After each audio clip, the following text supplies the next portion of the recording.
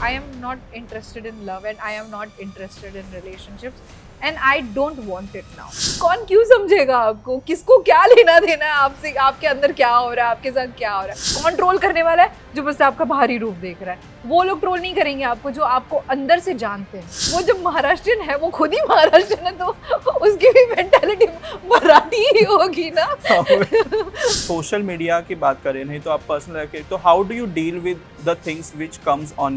ना बात को बढ़ाना है तो फिर ऐसे फिर रेडी होके बढ़ाओ कि फिर पूरा फिर लड़ाई झगड़ा करके निकलो वहां से, नहीं तो फिर बढ़ाओ ही मत। कंट्रोवर्सी हमारी इंडस्ट्री का एक पार्ट एंड पार्सल है, चाहे वो चीज हो ना हो, वो कंट्रोवर्सी किसी को क्रिएट करनी है तो वो लोग करते ही हैं। सुहागन चुड़ैल ना बड़े मतलब आप अगर नाम भी लोगे फिर भी आपको हंसना आ जाएगा। नाम बड़ा अच्छा है, सुहागन चुड़ैल। तो वो कुछ बीच में ट्रेंड हुआ था गंजी चुड़ैल, वैसा वो याद आ गया। That is social media page. Television को अपना सेफ प्लेस मानती हूँ। मुझे टेलीविजन अपनी सेफ्टी और सब हिसाब से मुझे एक अपनी जगह लगती है ना। सेफ प्लेस बोलते हैं ना, जैसे मम्मी की गोद में जाके लेट जाओ, वैसे मुझे टेलीविजन लगता है। हाय, मैं हूँ सुमित राजगुरु और आज हमारे साथ है टेलीटॉक से बात करने के लिए मशहूर टीवी एक्ट्रेस स्नेहा वाघ। हाय स्नेहा। हाय, कैसी हो आप? मैं बहुत अच्छी हूँ, आप कैसे हो? मैं एकदम बढ़िया। फर्स्ट ऑफ ऑल आप बताइए कि आप इतना टाइम क्यों लगाती है स्क्रीन पे दिखने के लिए? फैंस भी जानना चाहते हैं। ऐसा नहीं है। क्या लास्ट ईयर एक्चुअली ऐसा हुआ कि मैं 2 शोज साथ में कर रही थी, नीरजा और ना उम्र की सीमा, तो बहुत ज़्यादा एग्जॉशन हो गया था। और ऐसा नहीं है कि मैं जानबूझ के ब्रेक लेती हूँ, कभी कभी ऐसा हो जाता है कि ब्रेक हो जाता है। जैसे इस बार मेरा ब्रेक हो गया। मैं वृंदावन में थी, मैं 3 दिन के लिए गई थी, 3 दिन के लिए जाने वाली थी, लेकिन वो 3 दिन का 1 हफ्ता हुआ, 1 हफ्ते का 1 महीना हुआ, फिर 2 महीने हुए, फिर 2.5 महीने हुए, ऐसे करके वो ब्रेक हो गया थोड़ा लंबा। बट ऐसा नहीं है कि मैं बहुत ज़्यादा टाइम लेती हूँ शोज़ करने के लिए। हाँ, मैं वेट ज़रूर करती हूँ कि कुछ अच्छा जो आए, जो ऑडियंसेस को भी अच्छा लगे, जो मेरे व्यूवर्स को भी अच्छा लगे, जो मुझे इतने सालों से देख रहे हैं, फॉलो कर रहे हैं, उनको भी अच्छा लगे। इसके लिए मैं थोड़ा सा टाइम लेती हूँ। So are you right now being extra choosy about the roles? नहीं, ऐसा कुछ नहीं, एक्स्ट्रा चूजी नहीं है। इट्स जस्ट कि कुछ जो आई फील लाइक डूइंग, मतलब क्योंकि हम लोग 14 घंटे 15 घंटे काम करते हैं, तो कहीं रिग्रेट नहीं होना चाहिए लाइफ में कि अरे मैं इतना टाइम, इतना अपनी एनर्जी किसी चीज़ में इन्वेस्ट कर रही हूँ, तो पलट के वो एक सेटिस्फैक्शन भी होना चाहिए कि हाँ मैंने कुछ अच्छा किया, या अच्छा हो रहा है, या काम अच्छा हो रहा है, या शो अच्छा बन रहा है। इसके लिए वो चूजीनेस नहीं है, वो बस वो है कि कुछ मन को सेटिस्फैक्शन मिले at the end of the day. Actually जब आपने करियर स्टार्ट किया अपना और बाद में आपको फेम मिला ज्योति शो से, फिर उसके बाद वीरा, तो एक्चुअली वो टाइम पे बहुत से एक्ट्रेसेस ऐसे करती थी कि उन्हें मॉम का रोल करने के लिए पसंद नहीं था, बट आपने एक्चुअली वो स्टीरियोटाइप ब्रेक कर दिया बहुत कम उम्र में। स्टीरियोटाइप अभी बोलोगे ऐसा तो लोग मुझसे ये भी पूछते हैं कि टाइप कास्ट हो गई, तुमको कैसा लग रहा है? मुझे कुछ नहीं लग रहा है। मतलब देखो, जब वीरा मैंने शो किया ना, तो वीरा जो सब्जेक्ट था या जो टॉपिक था वो बहुत ही out of the box topic था। ऐसा एक चैलेंजिंग रोल या ऐसा एक चैलेंजिंग ऐसा कैरेक्टर था जिसके लिए परफॉर्मेंस में बहुत ज़्यादा प्रेशर था। और जब वो मुझे ऑफर हुआ तो मुझे ऐसा लगा कि थोड़ा बहुत कैलिबर को बोलते ना, पॉलिश करो, अपने टैलेंट को थोड़ा सा एक चैलेंज दो, तो कुछ अच्छा निखर के आता ही है। सो तभी मैंने इतना नहीं सोचा था कि स्टीरियोटाइप हो जाएगा, टाइपकास्ट हो जाएगा। मुझे ऐसा लगा कि यार ये बहुत चैलेंजिंग रोल है, ये बहुत, मतलब ये ना मेरे को ऐसे रोज चैलेंज करेगा कि रोज जाके कुछ नया करना है। And I just grabbed it. मतलब जैसे ही ऑफर हुआ मैंने बोला कि बहुत अच्छा है, मैं तो कर रही हूँ। तब इतना, और मैं कितनी 23-24 साल की थी तभी, इतना कौन सोचेगा स्टीरियोटाइप है, टाइपकास्ट है, क्या है, कुछ नहीं। तभी इतना ही दिमाग में था कि अच्छा काम करना है लाइफ में। हाँ, पर बाद में आपको टाइपकास्ट करना चालू कर दिया। हाँ। मेजॉरिटी मदर्स रोल मिलने लग गए। हाँ। तो कभी आपको ऐसा लगा कि मैंने गलती की वीरा करके वो टाइम पे? नहीं, मुझे कभी ऐसा नहीं लगा कि मैंने वीरा करके गलती की, क्योंकि वीरा ने मुझे जो दिया है, वीरा शो सबसे लंबा मेरा जो शो चला है वो वीरा है। 3 साल चला हमारा शो। और ऐसे हुआ कि वीरा आज भी लोग देखते हैं। यस आज भी अगर आप ऑनलाइन प्लेटफॉर्म्स खोलोगे सोशल मीडिया पे, तो आज भी वीरा के वो रील्स बनते हैं और वो मुझे फैंस भेजते रहते हैं। तो आज भी लोग रिलेट कर पा रहे हैं, आज भी लोग देख पा रहे हैं, और आज भी लोगों को उतना ही मजा आ रहा है जितना पहले आता था। तो मुझे रिग्रेट तो कभी नहीं हुआ लाइफ में। मैंने कोई भी डिसीजन ऐसा नहीं लिया लाइफ में जिससे मुझे रिग्रेट हो।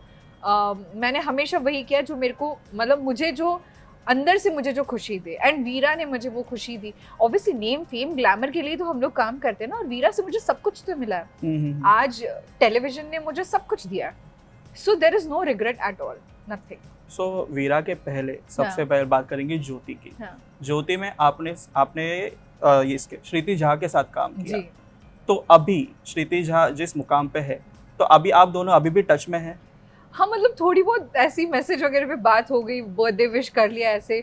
Obviously she is more busy than me, इतनी बात नहीं हो पाती, लेकिन yes we have good regards for each other. And हम लोग का रिश्ता, मतलब ऐसा कुछ नहीं है कि जब मिलेंगे तो हम लोग वैसे ही बात करें जैसे हम लोग पहले बात करते थे। So I mean I am very happy for her that she is doing so well in her life. Yeah the thing is, अभी वीरा, आप लोग ज्योति की बात कर रहे थे, तो एक्चुअली एक एक्टर थे। हाँ। और अभी कोइंसिडेंटली आज उनकी डेथ एनिवर्सरी है, Sameer Sharma ji.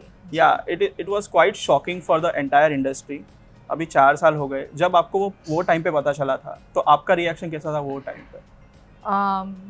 Obviously I was not in touch with him at that time. मतलब ऐसा कोई बट सुन के अच्छा नहीं लगा ऑब्वियसली। और वो टाइम हम लोग सब स्ट्रगल कर रहे थे, कोविड का टाइम था। एंड उसी के बाद I lost my dad Covid में। तो वो एक टाइम ऐसा था ना जो बहुत कुछ सिखा के गया हमको। कोई मेंटली स्ट्रगल कर रहा था, कोई फिजिकली स्ट्रगल कर रहा था, कोई इमोशनली स्ट्रगल कर रहा था। तो I think everybody was struggling at that time, right? हर कोई स्ट्रगल कर रहा था उस वक्त। और अब जब मैं पलट के देखूं तो ऑब्वियसली तभी तो बहुत बड़ा शौक था वो, क्योंकि he was very young. Sameer was very young. Not expected from him because he was a very jolly guy. मतलब एकदम joyful रहते थे set पे भी, and मतलब हंसी मजाक से काम निकल जाता था सब। मतलब अच्छा खासा था सब चीज़, और वो मतलब expect नहीं था उनसे ऐसी चीज़ होगी। लेकिन तब की बात अगर मैं करूँ तो तब अगर मैं पीछे जाऊँ तो मुझे ऐसा लग रहा है कि हम लोग हर कोई स्ट्रगल कर रहा था उस वक्त। अब मुझे मतलब मैं नहीं चाहती कि फिर से कोई ऐसी चीज़ हो जो हम सबको इतना डिस्टर्ब कर जाए, इमोशनली, फिजिकली, मेंटली, हर तरीके से। सो अभी आप इतने एक्सपीरियंस एक्टर हैं, तो आइडियली इस फेज़ में एक्टर्स को बहुत स्ट्रगल करना पड़ा था इन टर्म्स ऑफ रोल्स, और काम नहीं मिल रहा था, शोज़ बंद हो रहे थे जल्दी बहुत। तो वो बहुत, सो बीइंग एन एक्टर, आप एस्पायरिंग एक्टर्स को क्या सलाह देना चाहोगे when it comes to dealing with the mental health also, unemployment, ये सब चीज़ों के बारे में? एस्पायरिंग एक्टर्स को मैं उस स्टेज पे नहीं हूँ कि मैं किसी को कुछ, बट मैं इतना बोल सकती हूँ कि स्ट्रगल तो है। मतलब आप अगर यहाँ आ रहे हो तो यू हैव टू वो गांठ बांध के आओ कि स्ट्रगल तो होना ही है, स्ट्रगल तो है ही लाइफ में, चाहे वो किसी भी तरीके का हो, वो आपको फेस करना ही पड़ेगा। बट एक चीज़ है कि आपको अंदर से जो विश्वास होता है कि आपके अंदर अगर टैलेंट है और आपको ऐसा लगता है कि आप कर पाओगे, तो बस उस चीज़ को नहीं तोड़ना, क्योंकि स्ट्रगल तो है। You will have to face struggles, you will have to face whatever is going on in the industry, you will have to face the economic state of the industry. वो आपको face करना ही पड़ेगा। आप उसमें से कैसे बाहर निकल सकते हो, आपको उस पर ज़्यादा फोकस करना है। आपको इस चीज़ पे फोकस नहीं करने का मेरे पास ये नहीं है, ये नहीं है, ये नहीं हो रहा है, वो नहीं हो रहा है। आपको इस चीज़ पे फोकस करना है कि आप क्या कर सकते हो और मूव ऑन करो। यहाँ भी क्या है, हमारी इंडस्ट्री क्या, दिन हमारी लाइफ इतनी फटाफट चेंज होती है। You have to learn to quickly move on and catch up with the life. मतलब जो चल रहा है उसके साथ चलो, पीछे मत बैठो। मतलब वो सोचते मत बैठो कि अरे ये नहीं हुआ, वो नहीं हुआ, ऐसे नहीं हुआ। नहीं, जो चल रहा है, जो life, moving on is very important in life. कि आप फटाफट फोकस उस चीज़ पे करो जो आपको करना है आगे, उस चीज़ पे नहीं कि ये नहीं है, वो नहीं है, ऐसा हुआ, वैसा हुआ। अभी आपने इतना अच्छे से समझाया। मेन थिंग, अभी 20 साल पुरानी स्नेहा और अभी की स्नेहा में आपको क्या डिफरेंस लगता है? ओह, 20 साल पुरानी स्नेहा थोड़ी सी बहुत ज़्यादा चंचल थी, मुझे बहुत जल्दी से हंसी आ जाती थी। हालांकि मैंने रोल सारे बहुत सीरियस किए हैं, हाँ, लेकिन बिहाइंड द कैमरा मैं बहुत ही चुलबुली टाइप्स थी। मतलब आई वॉज वेरी नाइव बोल सकते, थोड़ी चुलबुली सी थी, थोड़ी ज़्यादा एंक्शस हो जाती कि अरे ये नहीं हुआ, अरे अभी कैसे होगा, क्या होगा। बट अभी थोड़ा ठहराव आ गया लाइफ में, मतलब अब इतने टाइम के बाद, मतलब not just professionally but personally भी बहुत ज़्यादा ठहराव आ गया लाइफ में। मतलब हाँ, मतलब I have accepted the fact that आप कोई चीज़ बदल नहीं सकते, जो चीज़ होनी है वो होके ही रहेगी। तो यू आइदर फेस इट और आप वहाँ से हट जाओ, या तो आप उसको फेस करो या तो वहाँ से हट जाओ। तो ठहराव तो आया है, बहुत ज़्यादा ठहराव। तो अभी आपने कुछ देर पहले बात की अपने डैडी के बारे में, उनकी कोविड के ड्यूरिंग ही डेथ हो गई थी, तो उनका कितना सपोर्ट था आपके करियर में? बहुत ज़्यादा था, मुझसे ज़्यादा खुशी उनको होती थी हर चीज़ को लेके। मतलब कितनी बार तो ऐसा हुआ था कि मुझे किसी फैमिली फंक्शन में जाना नहीं होता था, तो मेरे पापा मुझे कुछ ना कुछ बोल के बुला लेते थे कि अरे ये ऐसा है वैसा है, ये आजा आजा आजा आजा। और मैं जाती थी तो उनको खुशी होती थी कि लोग ऐसे आ रहे हैं, स्नेहा स्नेहा स्नेहा, हमारे साथ फोटो खींचो, हमारे साथ फोटो खींचो। उनको बहुत मज़ा आता था वो सब चीज़ें देख के। एंड पहले वही थे, he was the first person who said कि नहीं नहीं, हमारी बेटी इंडस्ट्री में नहीं जाएगी।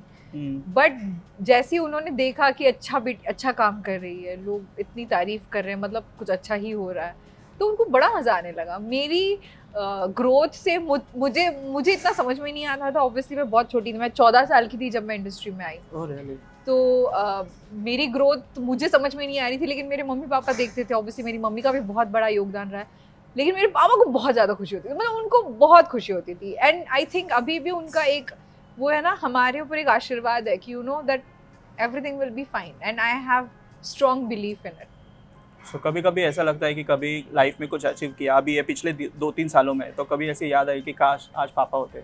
हाँ, पापा अगर होते तो पापा, जो मैंने लास्ट शो किया नीरजा, मुझे पता है मेरे पापा को बहुत अच्छा लगता, क्योंकि उनको ना ऐसे सब्जेक्ट्स बहुत अच्छे लगते। एक तो वो बच्चों के साथ बहुत ज़्यादा रिलेट करते थे, तो उनको ऐसे सब्जेक्ट्स जो थोड़े से गंभीर टाइप्स होते हैं, उनको बहुत अच्छे लगते थे। इनफैक्ट चंद्रगुप्त मौर्य उन्होंने रिपीट पे देखा था, क्योंकि उनको हिस्टोरिकल शोज अच्छे हाँ। लगते, और चंद्रगुप्त मौर्य थोड़ा अपना इंडियन हिस्ट्री और सब चीज़ें हाँ। थी, तो बड़ा मज़ा आता था उनको देखने में। तो मेरे शोज तो वो काफ़ी अच्छे थे। वीरा उनको बहुत पसंद था शो, क्योंकि जैसे छोटे बच्चे, मतलब रणवीर पे जैसे बचपन में ही रिस्पॉन्सिबिलिटीज आ गई, वैसे उनके ऊपर आई थी, तो उन्होंने मतलब बहुत मज़े से देखते थे वीरा, उनको बहुत मज़ा आता था। आपको कोई फर्स्ट कॉम्प्लीमेंट याद है आपके डैड के साइड से जब उन्होंने आपको देखा स्क्रीन पे?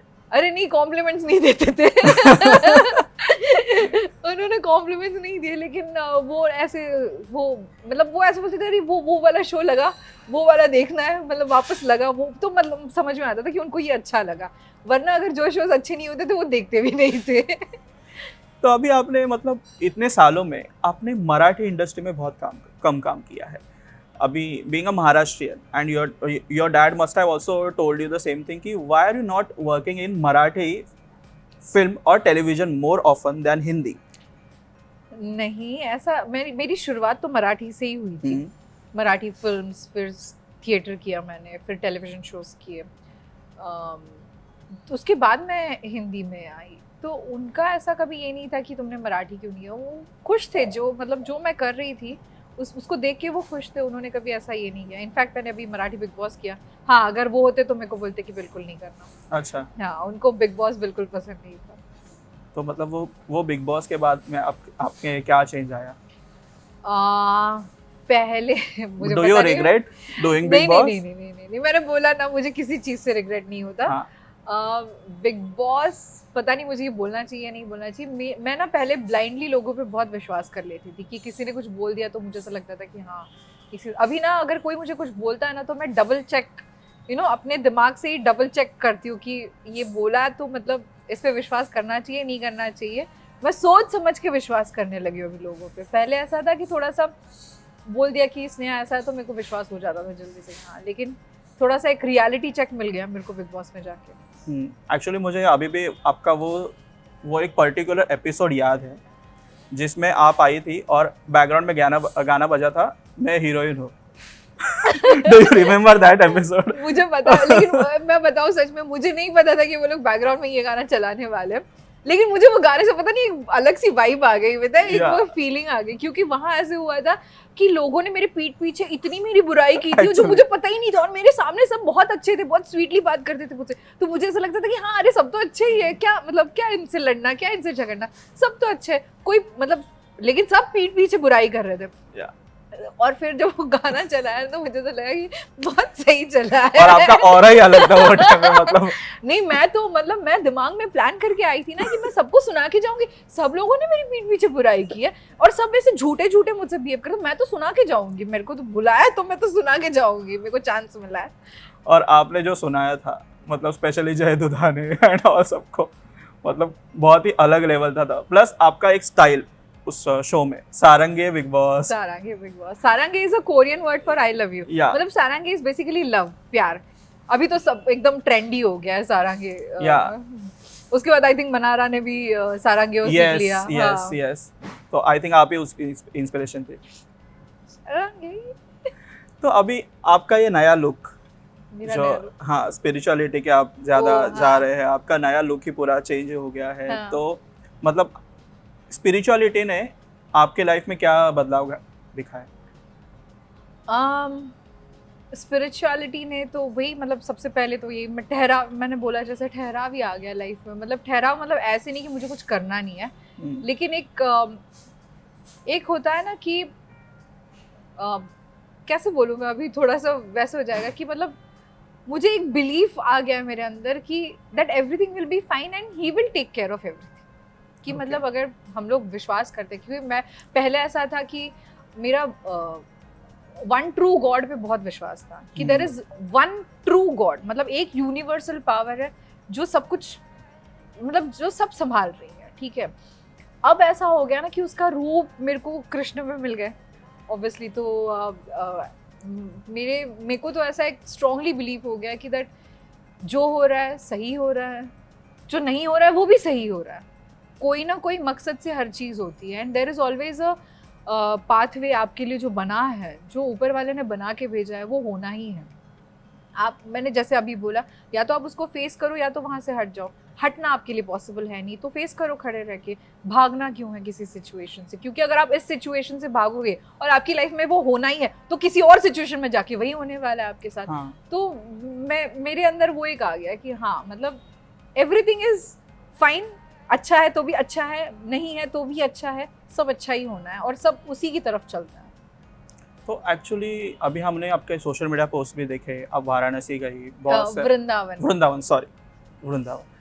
तो वृंदावन गई आप, तो वृंदावन जाने के बाद आपने इतने सारे पोस्ट डाले, तो आजकल सोशल मीडिया में जो ट्रोलिंग चलती है सब कुछ, तो उसके वजह से ना एक्टर बहुत अफेक्ट करता है, they comment on your personal life, professional life, and why are you not doing work, and why are you like जो काम ही नहीं कर रही हो और बाहर जा रही हो और ऐसे घूम रही हो। तो आपको कभी ऐसा अफेक्ट किया है जो ट्रोल्स, जो कमेंट्स आते हैं?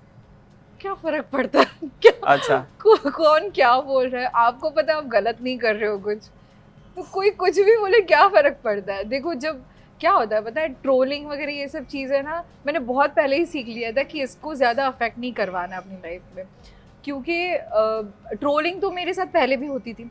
आप किसी को लेके अच्छी चीज़ भी बोले तो भी ट्रोल होते थे। लोगों का तो काम ही है बोलना, वो तो बोलेंगे ही कि मतलब आपने ये क्यों किया, आपने कुछ अच्छा किया तो आपने अच्छा किया, लेकिन जो उस चीज़ को पसंद नहीं कर रहे, जैसे बहुत सारे फैंस थे वो मेरे को बोल रहे थे कि क्या करे तुम वृंदावन में बैठ के, आ जाओ काम करो, तुमको काम धाम नहीं है। कुछ लोग बोल रहे थे अरे बहुत अच्छी बात है तुमने भगवान की शरण में आ गई तुम, तो लोग तो बोलेंगे, कुछ ना कुछ तो बोलना ही है लोगों को।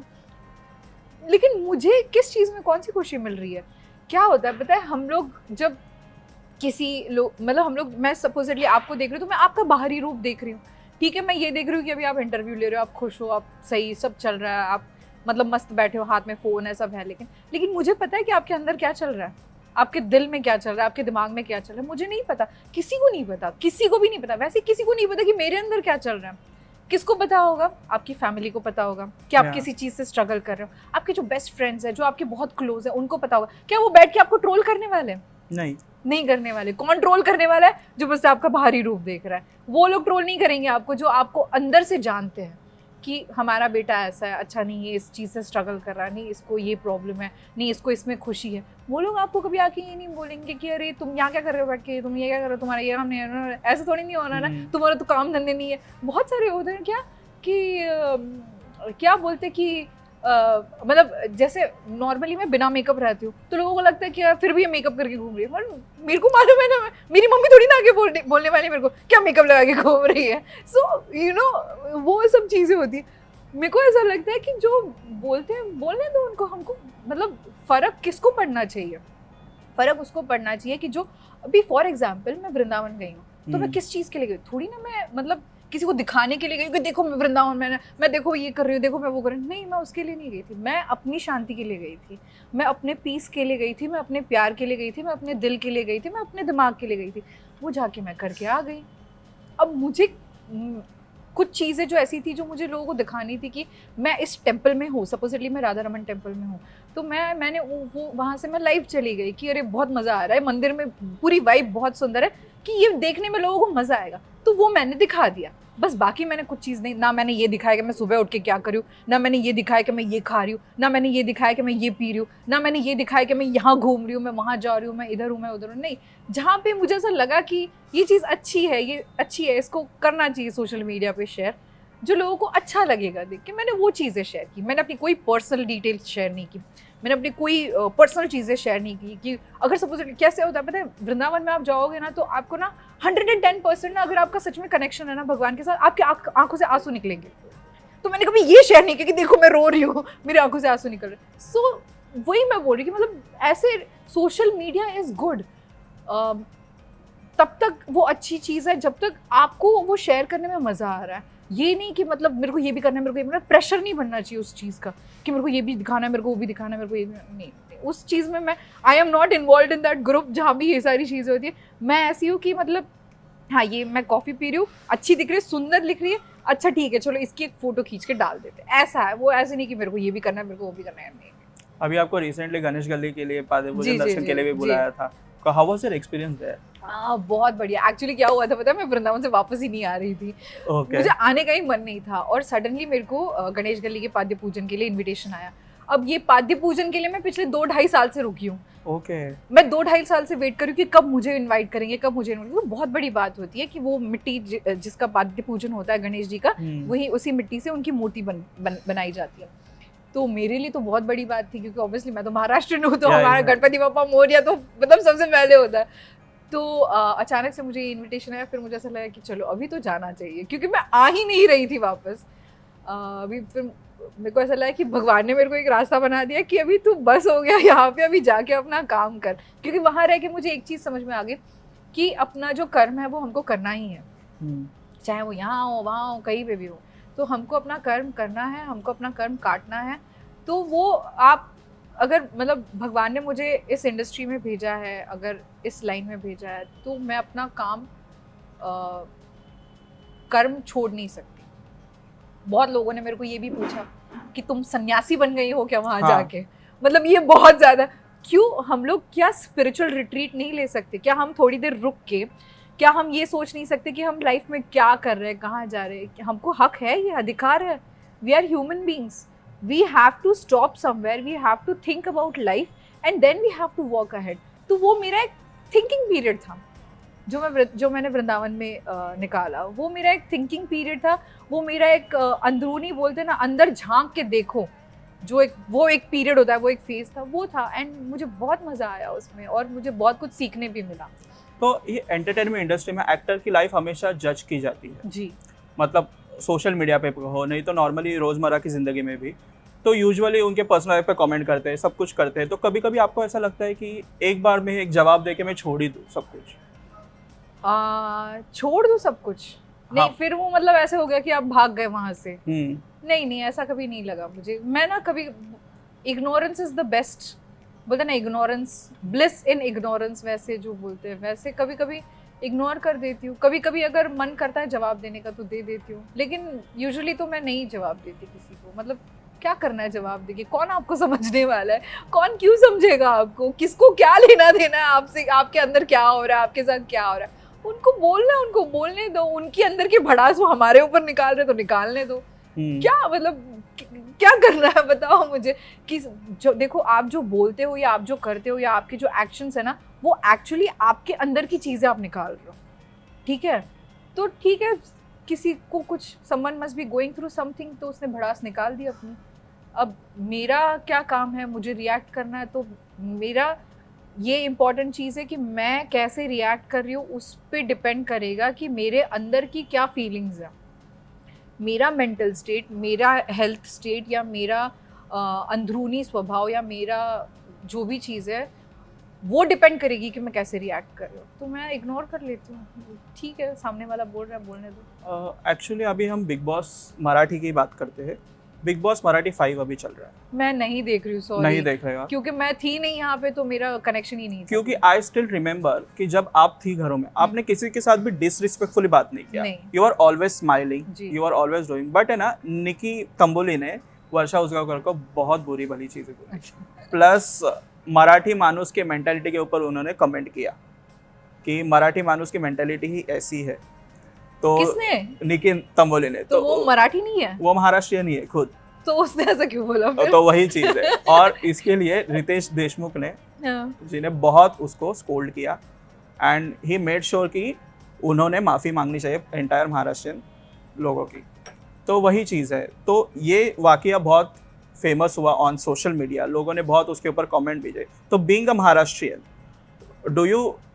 what do you have to say about her comment and disrespecting Varsha Usgaonkar, who is actually a very senior actress? देखो, मेरे हिसाब से तो जो भी सीनियर, सिर्फ एक्टर ही नहीं, कोई भी आपके सीनियर हो, आपसे उम्र में जो भी बड़े हो, आपको उनको डिसरिस्पेक्ट करना ही नहीं चाहिए until and unless पानी सर के ऊपर चला जाए। मुझे तो ऐसा नहीं, वर्षा जी को देख के तो ऐसा नहीं लगता कि उन्होंने पानी ऊपर डाल दिया होगा उसके ऊपर। सो बड़ों से तो वैसे ही रिस्पेक्टफुली बात करनी चाहिए। दूसरी बात ये है कि वो चाहे महाराष्ट्रियन मेंटालिटी हो या गुजराती मेंटालिटी हो या साउथ इंडियन मेंटालिटी हो, आप वो एक ऐसा शो है ना कि आप ऐसे कम्युनिटी में नहीं जा सकते। Exactly. एंड वो जब महाराष्ट्रियन है, वो खुद ही महाराष्ट्रियन है, तो उसकी भी मेंटालिटी मराठी ही होगी ना। मैं भी महाराष्ट्रियन हूँ, मेरी भी महाराष्ट्रियन मेंटालिटी। उसमें मतलब कहने का मकसद क्या था, महाराष्ट्रियन मेंटालिटी किस हिसाब से, मुझे नहीं समझ में आया। एक्चुअली वो झगड़ा हुआ तो उस बीच में उन्होंने एक कंटेस्टेंट को, झगड़े में तो लोग कुछ भी बोलते हैं। हाँ, तो वही पकड़ा गया था और उसी के ऊपर उसको बहुत बोला गया, और इसी वजह से उनको माफी भी मांगनी पड़ी उस चीज के ऊपर। वही चीज है, क्योंकि आई स्टिल रिमेम्बर कि आपने जो दादूस को भी रिस्पेक्ट दिया, हाँ। तो मतलब it was something else only.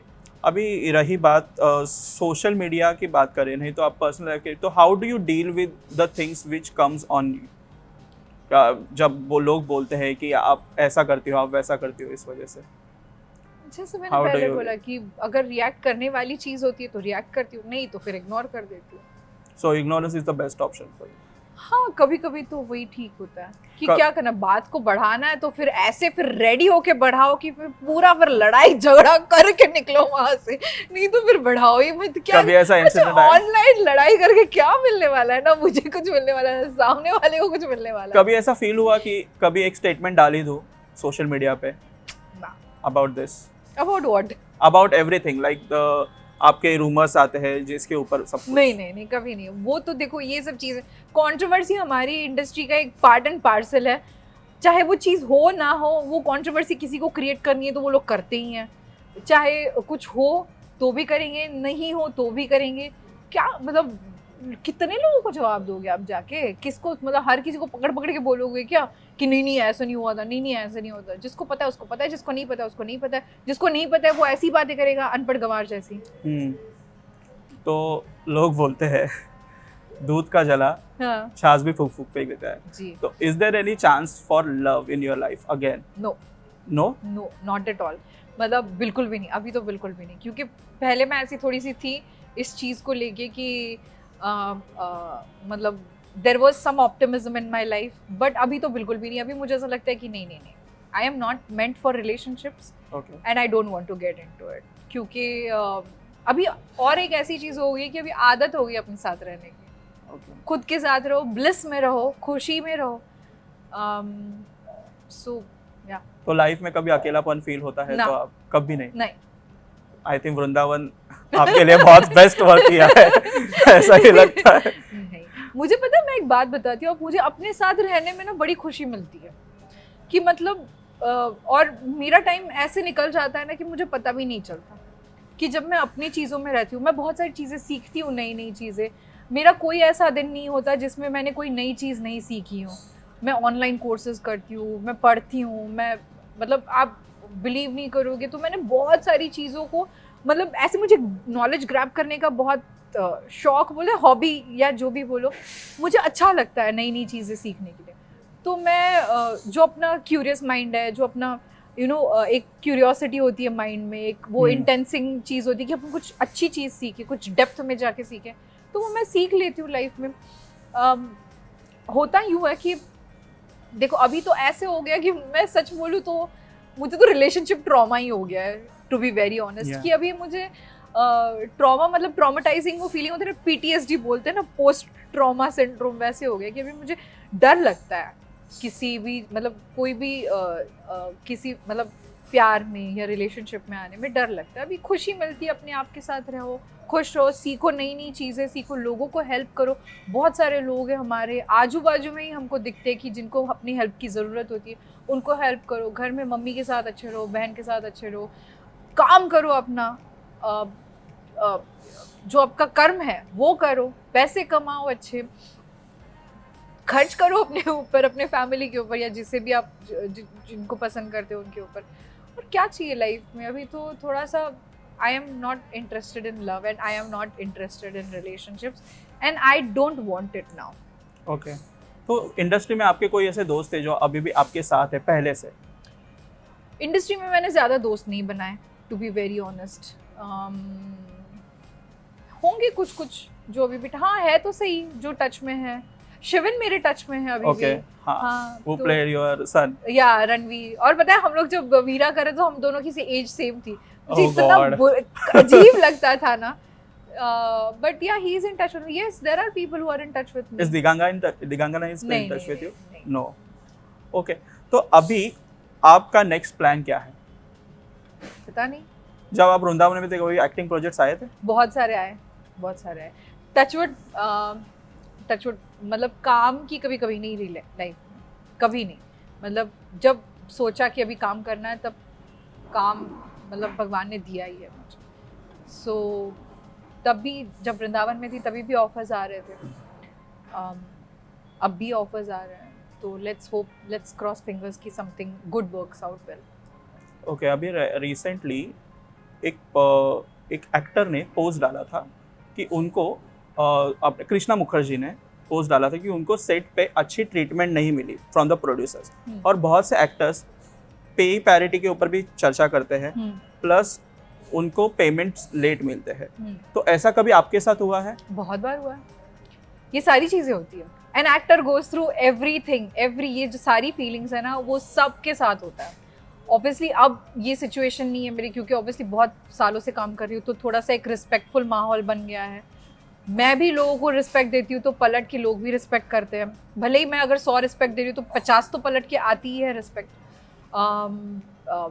पे पैरिटी तो है ही, ये तो हम सबको पता है कि there is always a differentiation between what a hero is charged and what a heroine is charged. So ये तो होता ही है। प्लस और क्या बोला आपने? और मतलब डिसरिस्पेक्टफुली बात करना नहीं, वो तो मतलब वो अभी वो, और पैसे कभी आए नहीं, ड्यूज क्लियर नहीं हुए। ड्यूज तो बहुत सारे ऐसे प्रोड्यूसर्स हैं जिन्होंने पैसे नहीं दिए, अभी तक नहीं हुए। हाँ, कुछ लोगों ने अपने ऊपर बैंकरप्सी का केस डाल दिया तो फिर उनसे मांग भी नहीं सकते। सो ऐसे होता ही है। ऐसा कौन सा शो आपके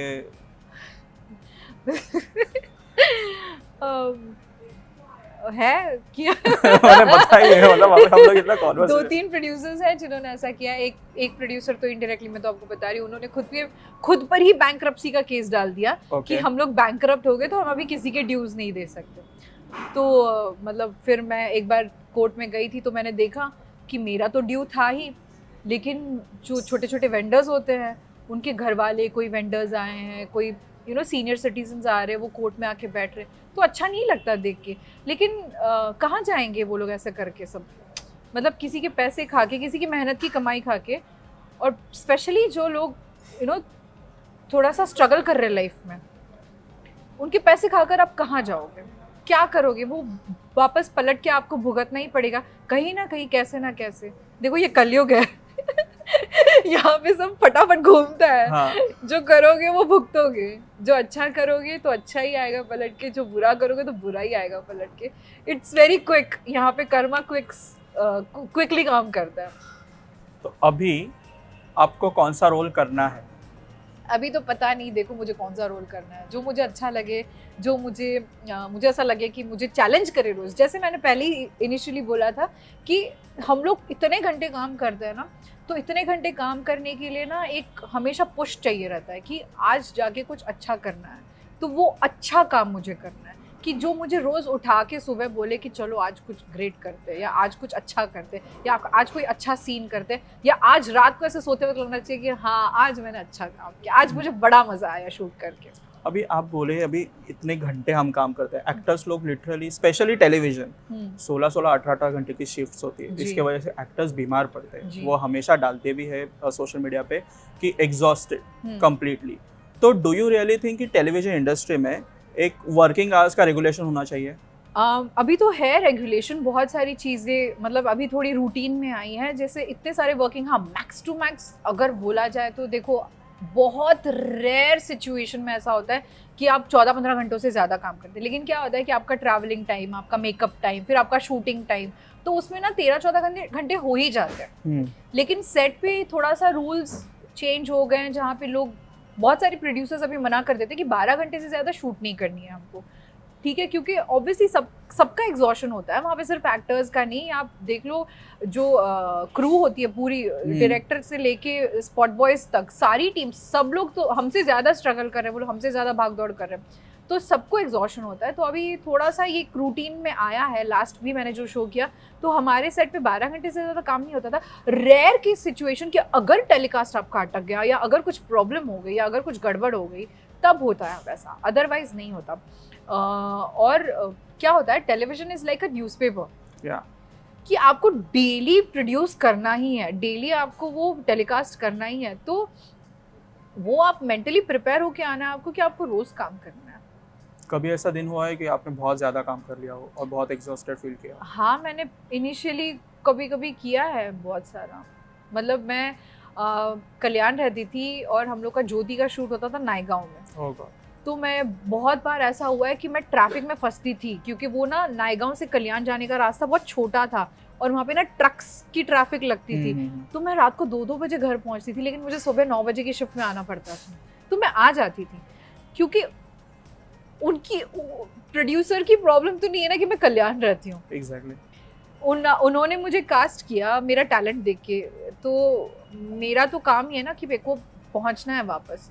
तो कितनी बार ऐसा हो जाता था मैं गाड़ी में ही नींद निकाल लेती थी, कि मतलब आने जाने में जो मेरा टाइम जाता था उसी में मैं सो लेती थी, फिर मेरे को अलग से घर जाके अभी मुझे सोना ऐसे नहीं करना पड़ता था। अभी बहुत बार लोग बोलते हैं कि इंडस्ट्री में, टेलीविजन इंडस्ट्री में जो कंटेंट की क्वालिटी है वो गिरती जा रही है। मीन्स लोग ज़्यादा से ज़्यादा सुपर नेचुरल शोज़ पे ज़्यादा फोकस कर रहे हैं, फॉर एग्जांपल नागिन और सुहागन चुड़ैल नावडेज मतलब आप अगर नाम भी लोगे फिर भी आपको हंसना आ जाएगा। तो एक्चुअली नाम बड़ा अच्छा है, सुहागन चुड़ैल। तो मतलब आपको ऐसा नहीं लगता कि टेलीविजन ने आगे बढ़ना चाहिए? जो जमाने में शोज आते थे 90s में, मतलब कंटेंट ड्रिवन शोज, वो सुहागन चुड़ैल सुन के मेरे को वो पता है, वो कुछ बीच में ट्रेंड हुआ था गंजी चुड़ैल, वैसा वो याद आ गया। That is social media page. मैं बहुत देखती थी, पता है वो वीडियोस, बड़ा मजा आता था कि गंजी चुड़ैल आके पिज्जा और हमारे कुरकुरे खा गई।